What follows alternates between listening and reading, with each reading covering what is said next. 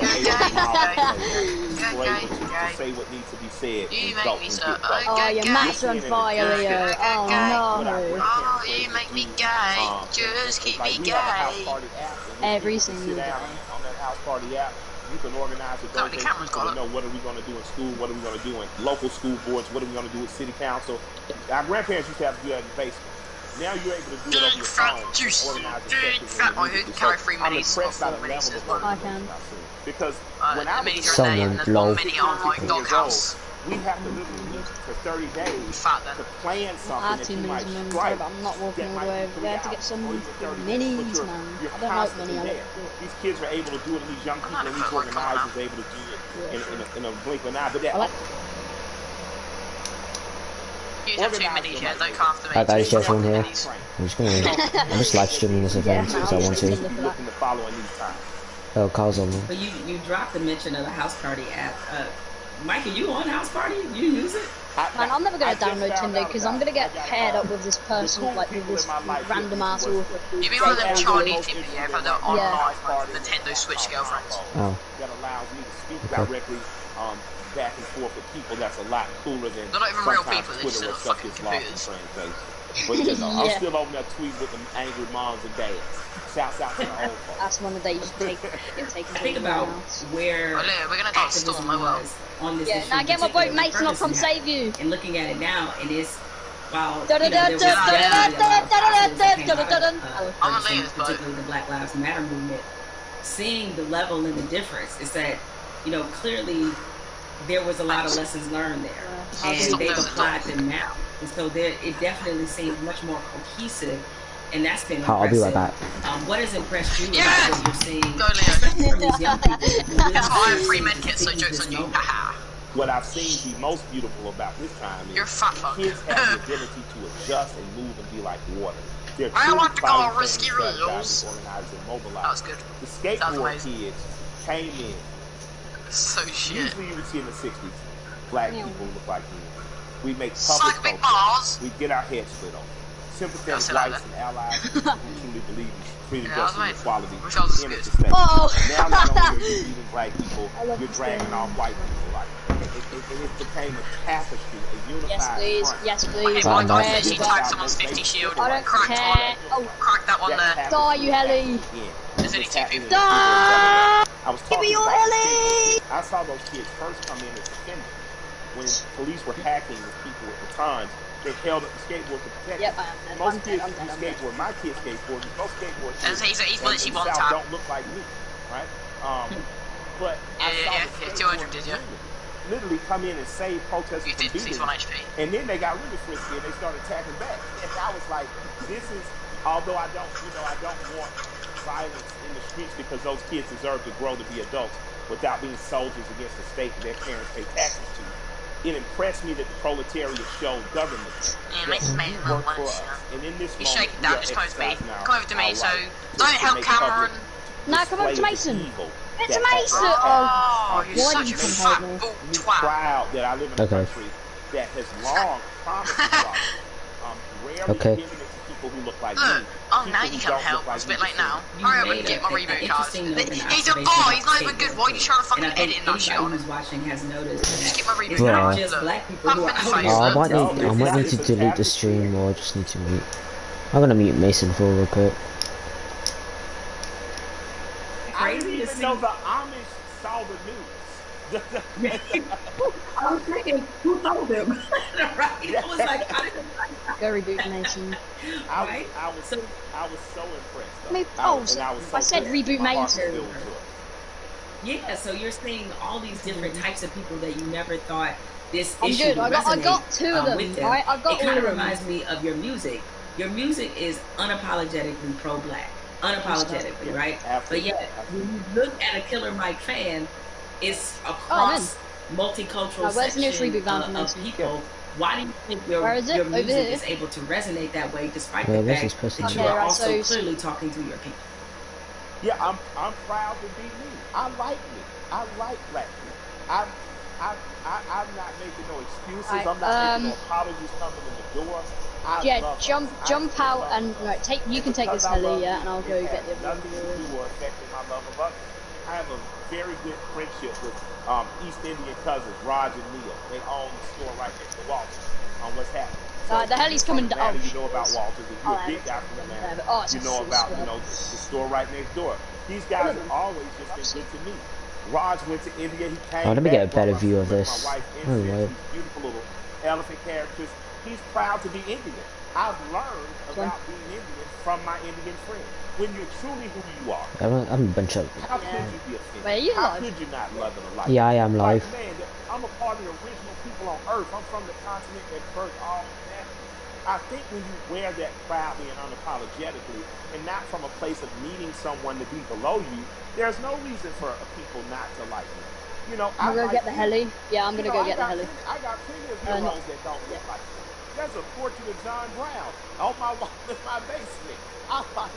He's a hero. He doesn't have to. Nah, it's good. I've got this one. I've got this one. I've got this one. I've got this one. Just go. But I refuse. Never letting a fellow helicopter die. Great. I didn't say good. I didn't say good enough. I didn't say equal. I said great. I'm from a great and mighty. I'm coming, lads. And if you can't accept that, then maybe I'm not for you. But I believe I love it when you call me.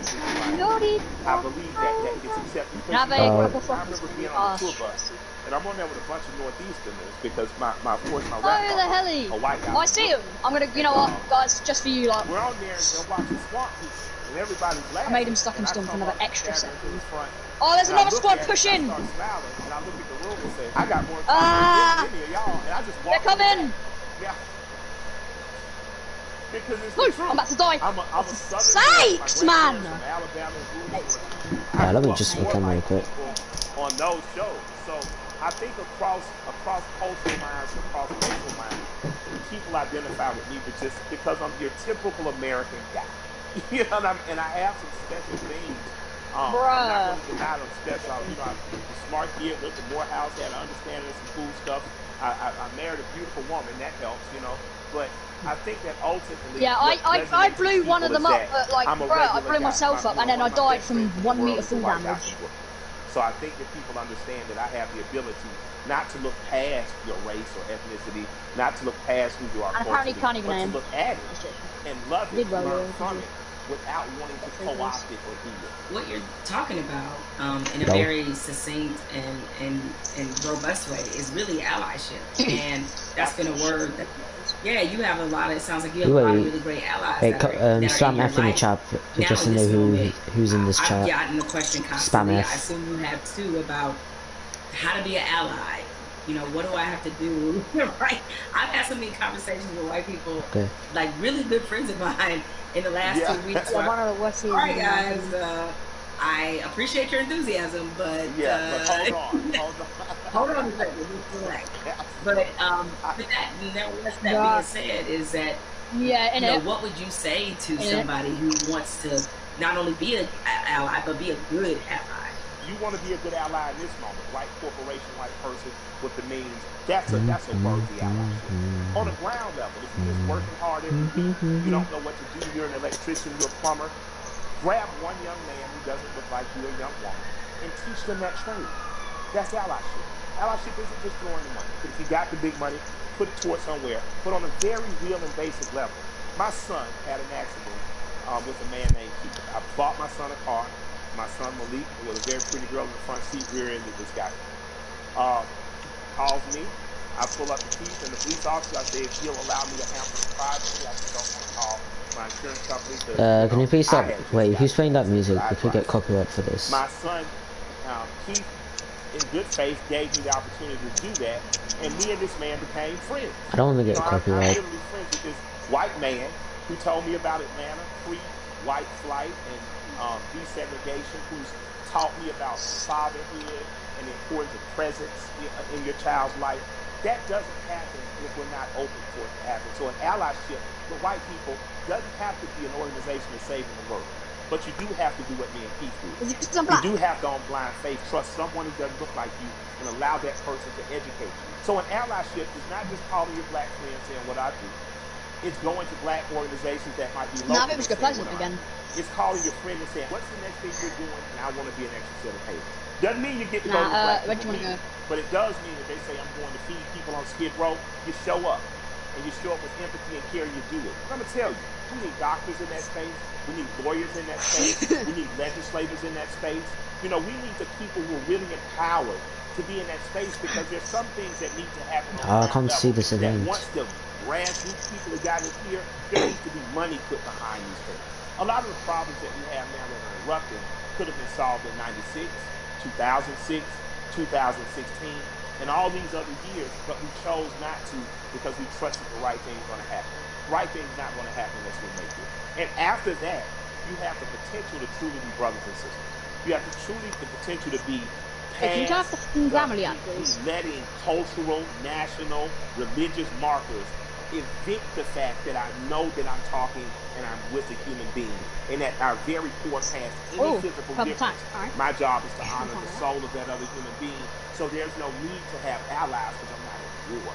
I truly have a brother and sister. There's no need to have an ally because there's no threat of war. I refuse to send any 18-year-old boy or girl off to die. And that has to be something that's much, much deeper than policy. Much, much deeper than the human condition. Mate, can you please turn that shit off? We have to get back to that. Or put your mic that's up. my humble opinion. I don't know, where that takes white America.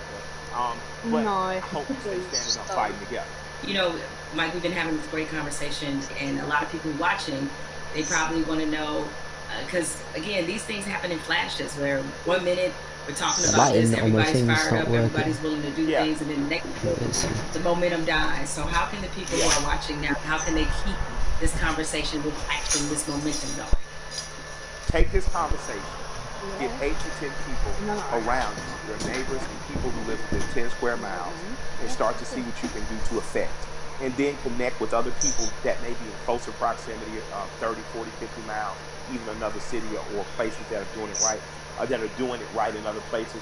Connect with those people. And just if all of us do a little, no one has to do a lot.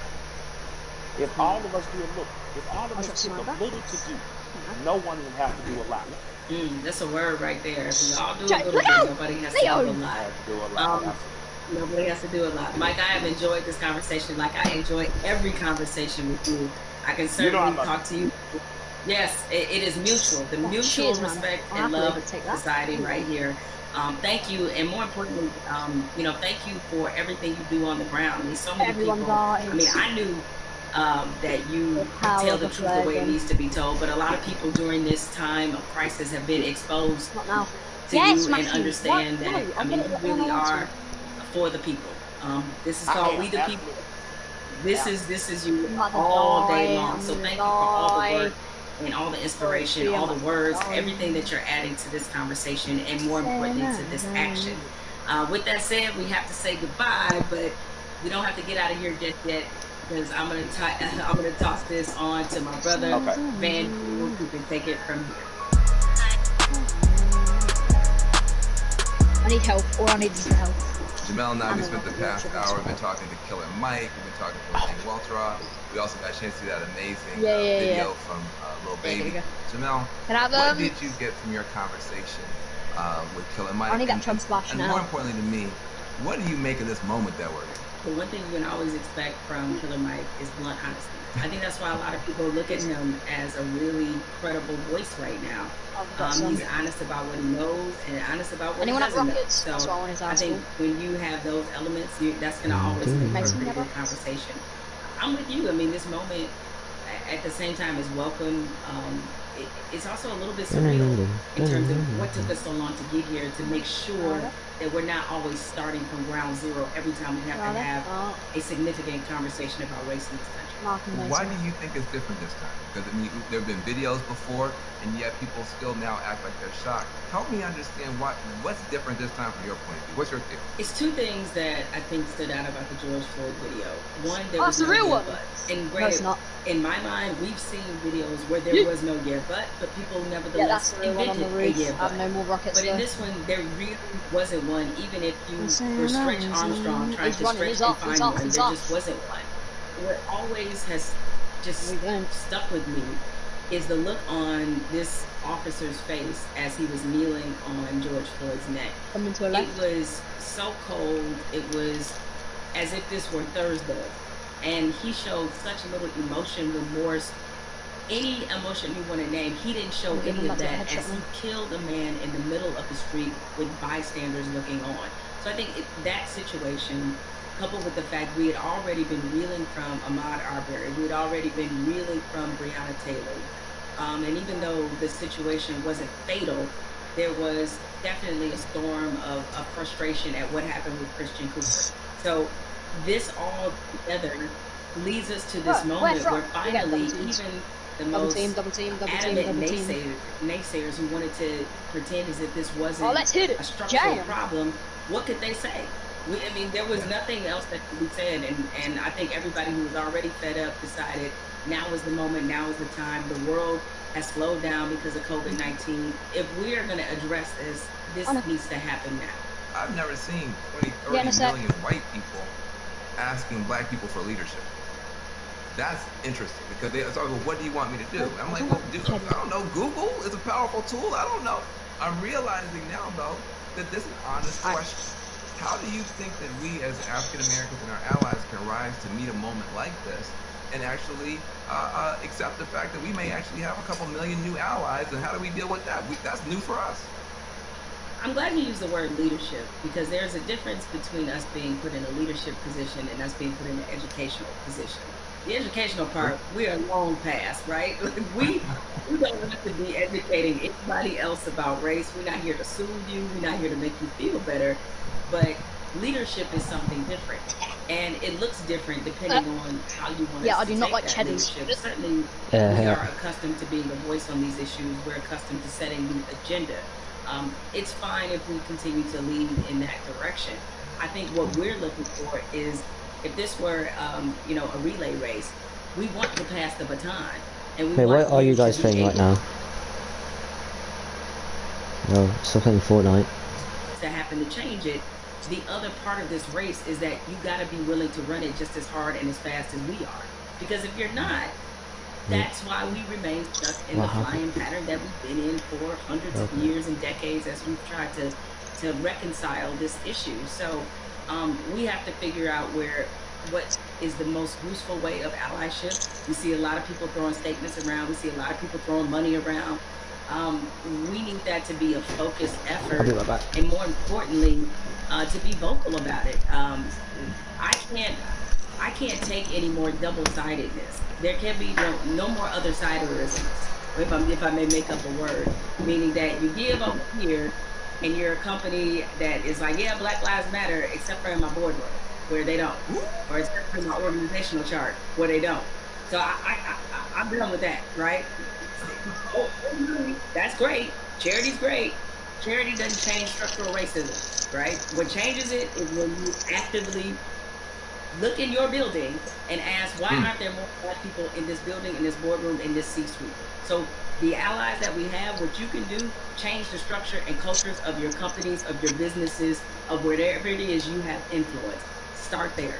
The thing I try to tell people is, it puts us in a no-win situation. I want our white sisters and brothers to be better educated and to care more, but I don't want to have to bear the burden of trying to teach and educate all the time.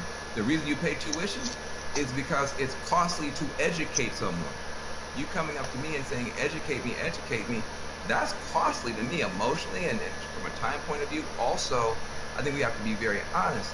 Nobody would go up to somebody and say, teach me Russian in 5 minutes. And by the way, make me feel good about it. Right? I mean, you wait, hold on a second. Like, you want me to teach you about racism, which is the history of racism in America is just as complicated as Russian. And you want me to teach you that in 5 minutes. And also, if I make you feel bad about it in any way, now I got to be your therapist too. And like you said, soothe you or whatever. That's got to stop. I would love for somebody to come to me and say, I made my whole family watch the 13th and read the new Jim Crow and read White Fragility. And we have a question on page 52.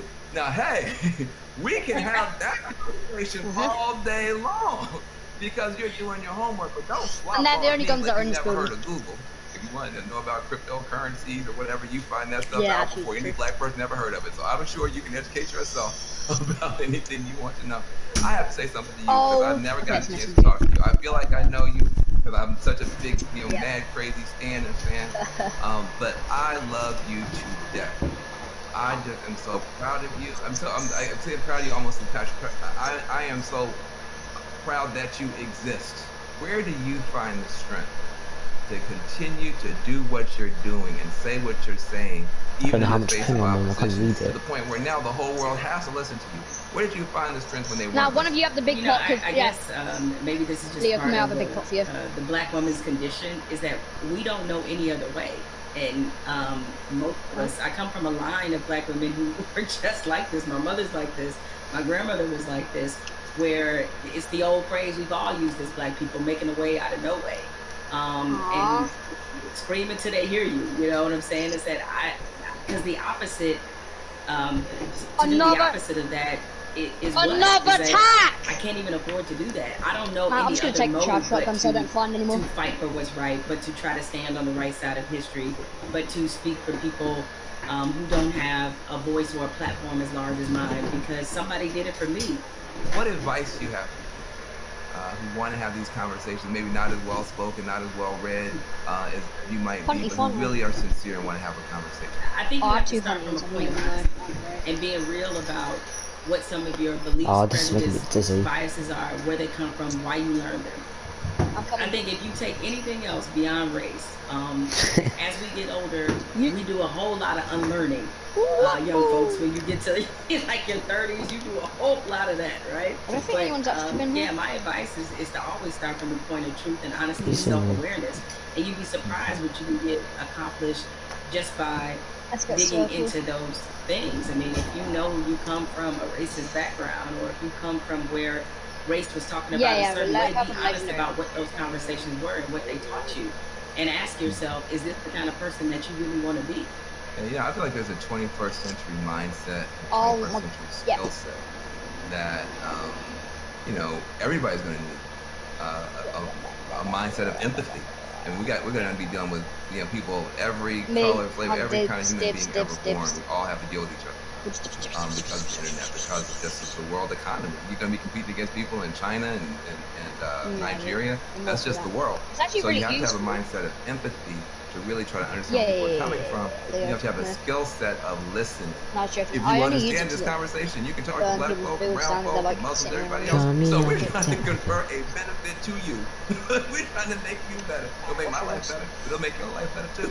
Now, what charity are you supporting? PE, nah, it's just PE. As some people can maybe see my t-shirt, it says support black journalists. Come around my house or come in my house. Still black journalists in most newsrooms is pretty appalling. What changed my life and what got me really on the right path in this business was being a member. This is a really hard question. Would you rather GTA or Warzone? It's the largest minority journalism organization in the country. GTA or Warzone? Development, the networking, job fair, internships, scholarships. I'll go for Warzone. GTA has more content in it, as the online, as the ordinary campaign. Careers. I mean, people like you, Van, and everybody you want to think of, Roland Martin, Soledad O'Brien. It's just a number of people, Michael Wilbon, that are a part of this organization and have been able to build legacies there. And so it's on us to usher in this next generation of young journalists. I'm going to signal I get it right now. I'm feeling really discouraged when they look at not just what a lot of newsrooms look like, a lot of networks look like, but also we're under oh my god, I didn't even know it did that. The shadow of a pandemic right now. So there's a lot of journalists who have lost their jobs. A lot of companies are downsizing. They need a reason to believe and to be in this business. And so NABJ has done so much for my career and continues to do that for others. So that's the charity that I support, an organization that has changed my life and that of many others. Well, listen, I want to support that. He has to support that. NABJ is a beautiful organization. I've got groups I want to support as well. But what I want to say to you is just thank you for your life, for your leadership, for your courage, for your entrepreneurship, for your t-shirts and all that type of stuff. Make sure to support the sister businesses, and let's keep this conversation going. Much love to you. Thank you, man. This is a pleasure. I got good news for you, and I got bad news for you. The good news is that people are activating all around the world, all across the planet for change. That is a powerful moment. Here's the bad news. Unfortunately, This is not a one answer fixes everything. Bro, I needed a better gun than a Royale. We're talking about systemic problems, which means it's not just one law or one person. You need 360 degrees of change to shift to get the outcome that's right. But we can get there if we keep talking, if we keep working, if we keep building. And if we do that, we can reshape America. That can be done. It's been done in the past. We can move the whole world in a better direction. So I hope that your cell phone right now is full of screenshots of these tools that we've been trying to give you to continue taking action from this virtual town hall. When the stream ends, the conversation should not end. We got to keep pushing. We got to keep going.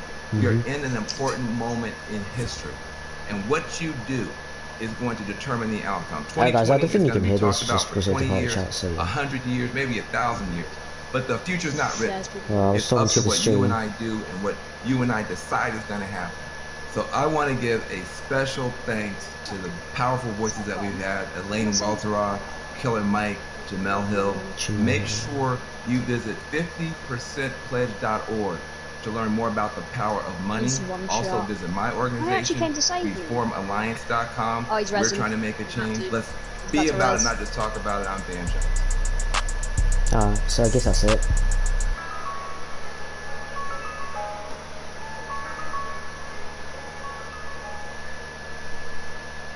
I guess that's it. Well, I'm gonna check with this man.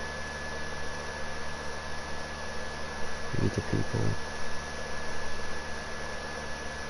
I guess that's it. I know. Ground level, he's gonna finish. Try to finish. Can I have a res, please, before I die? Yep, I guess that's it. So, yeah. Open up. It's been your boy JS1. Yeah, it's been your boy JS1. I'll see you guys in the next video. Take care. Peace. Black Lives Matter. BLM. And I'll see you guys later.